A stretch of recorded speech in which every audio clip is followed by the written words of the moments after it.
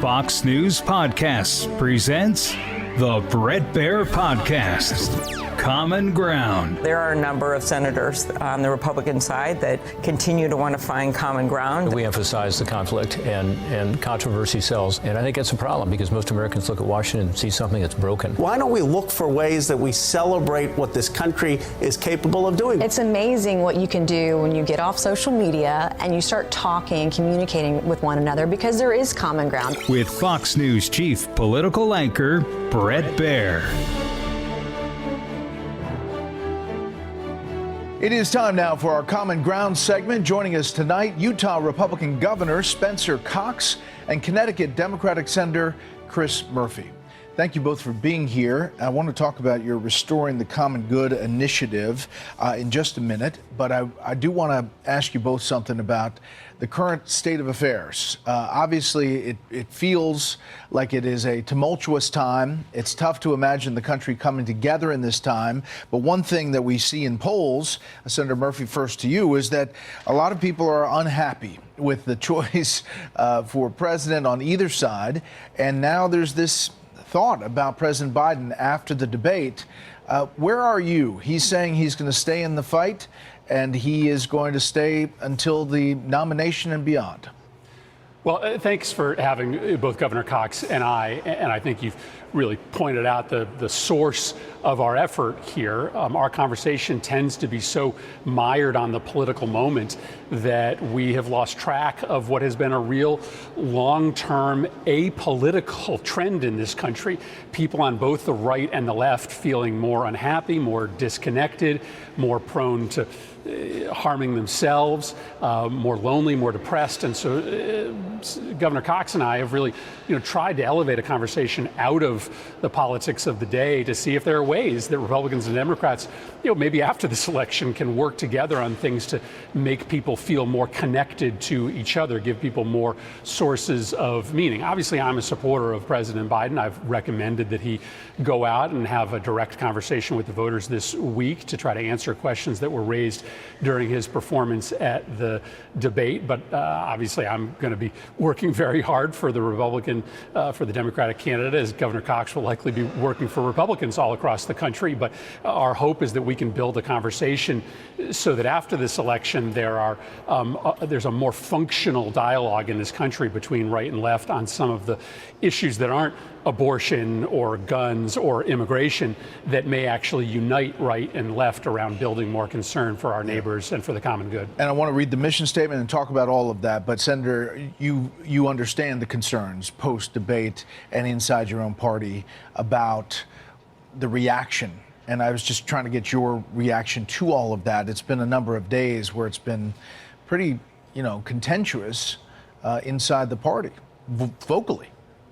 Yeah, because the stakes are very high. Obviously, I'm not necessarily here to get into a debate between Donald Trump's campaign and Joe Biden's campaign, but they're very different visions for America. I am deeply worried about Donald Trump's potential to convert our democracy to an autocracy. I support a woman's right to choose. I don't want another big tax cut for billionaires and corporations, and that's why Democrats want to make sure that we have a campaign that can win. I think if Joe Biden gets out there and shows the American public that he's still the old Joe Biden, he can be that candidate that beats Donald Trump in the fall. But obviously there's a lot of conversation happening in the wake of Thursday's debate.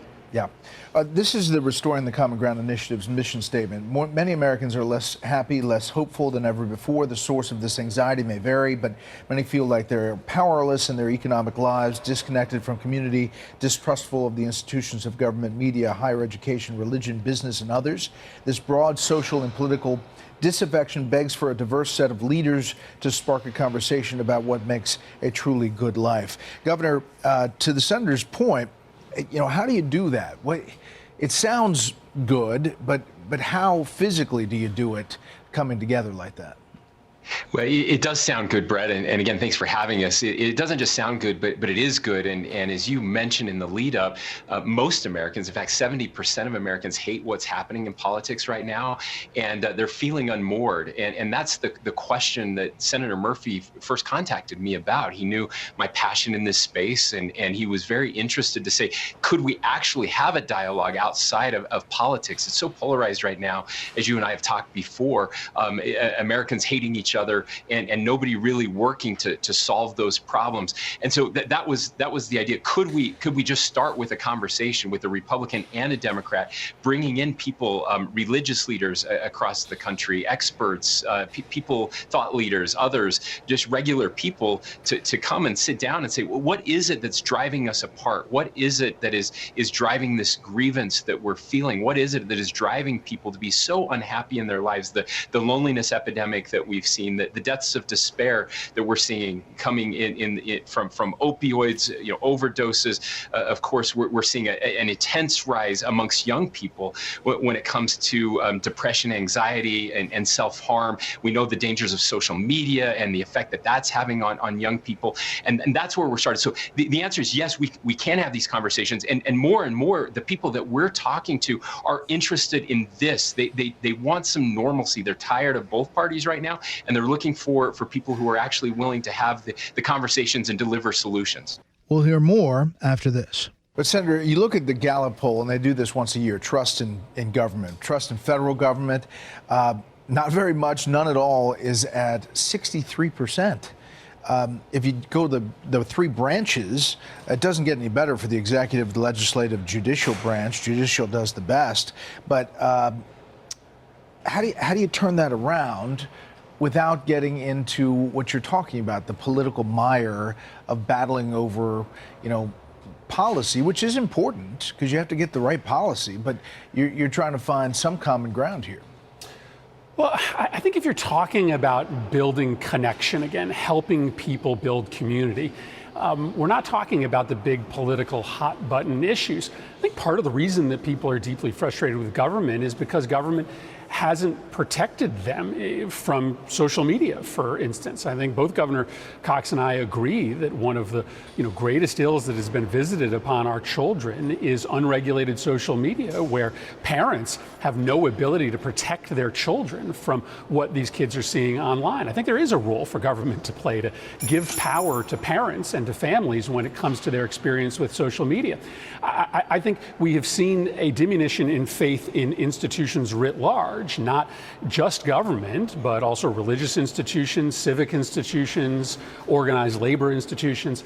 I think people often find common ground. They often find community through their participation in those non-governmental community organizations. And I think there's interest on both the right and the left in finding a way for those places, those clubs, those community centers where people used to find each other, used to find their neighbors, used to find common ground, to find some way to build some health into those institutions again. So I think there's an ability to find some ability for left and right to cooperate on a set of issues that aren't the traditional right-left divides that have plagued our national conversation. Yeah.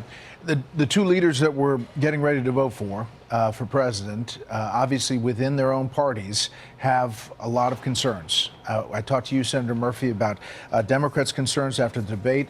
Governor, in Utah, there are real concerns about former President Trump. And do you think that your party is going to unify behind the nominee as the convention gets underway next week?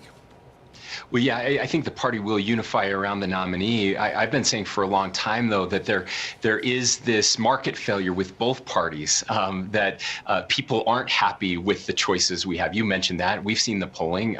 Most Americans would rather have two different choices. And the first party to figure that out, I think, is going to do very, very well. But these are the choices we have right now. And so we'll unify and work very closely behind our party leaders. That's what we do. But this is the conversation that has to start happening. I think if we wait for the president to work on this, that's never going to happen. It needs to happen in our neighborhoods. It needs to happen with people like Senator Murphy and other governors in my party and other places, politicians who are willing to do this kind of work. You mentioned trust, Brett, and I just want to focus on that piece. The trust, the lack of trust in institutions. I believe that trust is the currency of governing, and that destruction of trust that is happening is so corrosive. It's the worst possible thing that could be happening. And it's not just in government, by the way.